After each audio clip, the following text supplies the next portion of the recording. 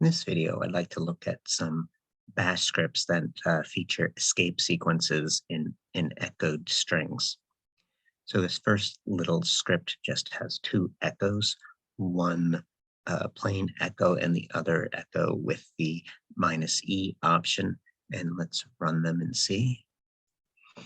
So in the first line, the echo without the without the -e, without the e option, the \n is just treated as part of the string literal. It's not interpreted in any way. So it just says as the string was hello \n there.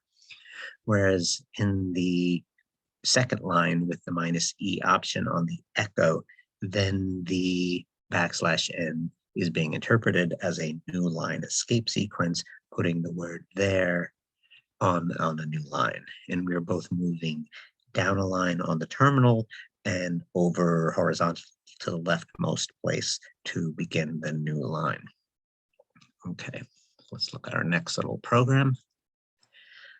So we have a sequence of echoes. They all have the -e option. So we're going to be interpreting these escape sequences and seeing what they do. The first one is a \A. I need to briefly share my sound. And there's a little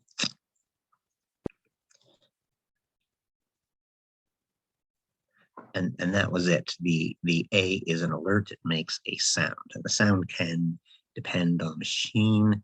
So back in the old days, it would be a bell or a beep or something. So this is an alert, which is a sound.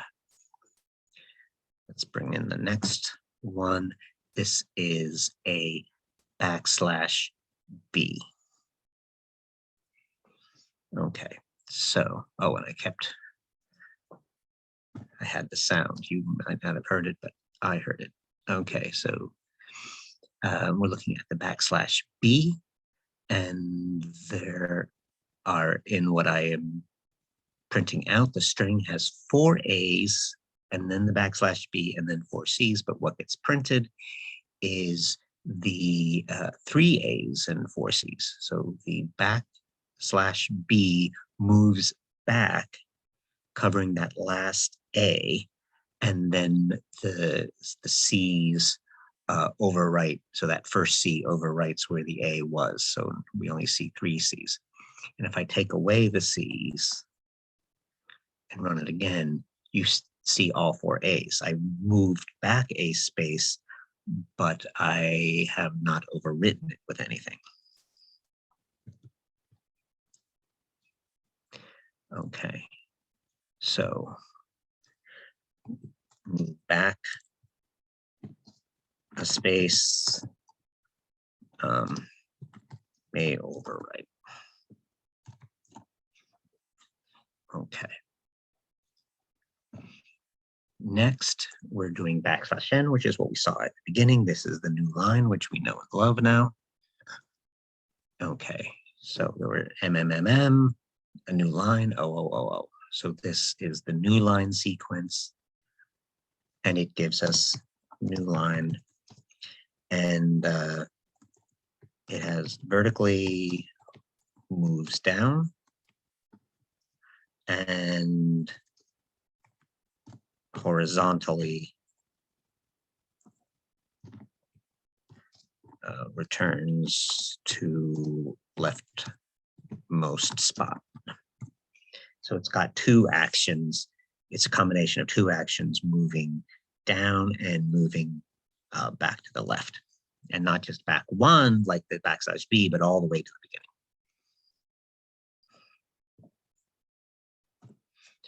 Okay, so next, number 6, we have the \R, and that has, we made 4 Qs, and then we did a return, and then we did 4 S's, and the R is just the horizontal part of the new line, just moving back to the beginning. So let me have fewer S's here. And so there I made my 4 Qs. I went back to the beginning of the line, and then I overwrite anything new, in this case, 2 S's. Okay, so this is move horizontally to beginning. May overwrite. And no vertical action. Okay. Other than the echo itself, like when it's done, we move to the next line. Okay. When the whole command is done, or when the script is done. Okay. Echo, this is a backslash V. This is the sort of other half. So the backslash N is really a sort of combination of 2 motions. The backslash R was one of those motions, and the backslash V is the other. This is the vertical motion without any horizontal motion. So I type the U's wherever I am on the line. I move down vertically, and then I start from there typing the V's. So we move down vertically. There's no, in the backslash V itself, by itself, there's no horizontal.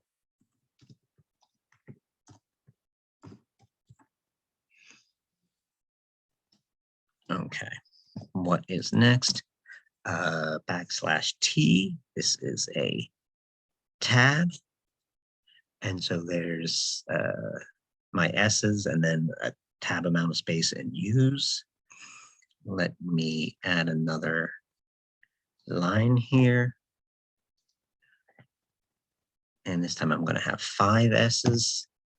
And so a tab is to have a tabular arrangement. And so it wants to align things in rows and columns. So it will take you up to certain space. So it's like the tab.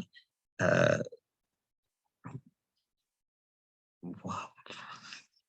The tab is a tab. I was just sort of having trouble explaining it, but it does what tabs do to sort of line up.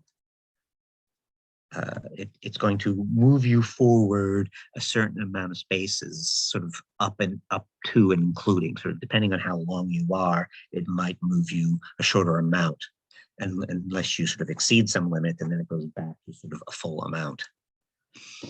Okay, so I'm just going to, instead of blathering on too much, just say tab.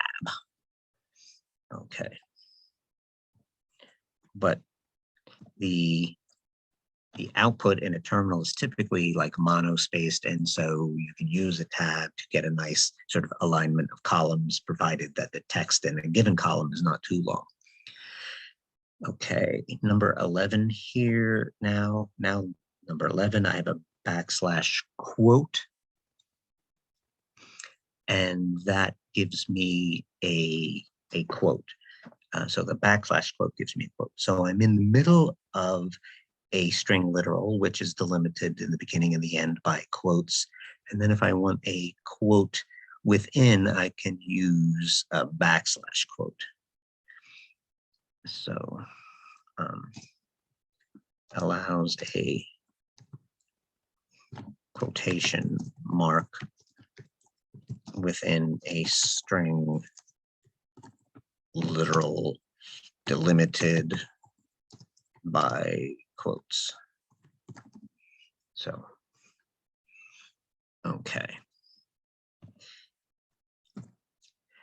Now, backslash has a similar behavior most of the time. So I run this and I see A, B, C, D, backslash MNOP. So 2 backslashes allows a backslash within a string literal.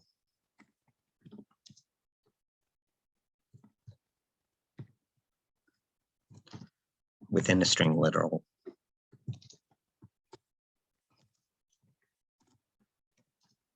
that is interpreting escape sequences. We saw in the beginning we could get a backslash without any problem in that very first program. If we didn't have -e, we could have a backslash. So, but if we're doing escape sequences, but we want a backslash, then we can do //. But I ran into this one little weird situation here where I had //E, and it did not do what I expected. I was expecting what it did in 12, and it now it's lucky 13. It did not do that. So we'll just say weird, and /E is some kind of escape. So maybe it's tied to that. I'm not exactly sure, frankly. So maybe somebody in a comment will explain it. But let's say I do want /E, then I can achieve it by //E. So that was fun. So let's do that. So there's /E. So this sort of, I don't know, I'll say overcomes above weirdness. Okay, so ending on that weird note, that's what I wanted to show you, these escape sequences in Bash. Thank you for your attention.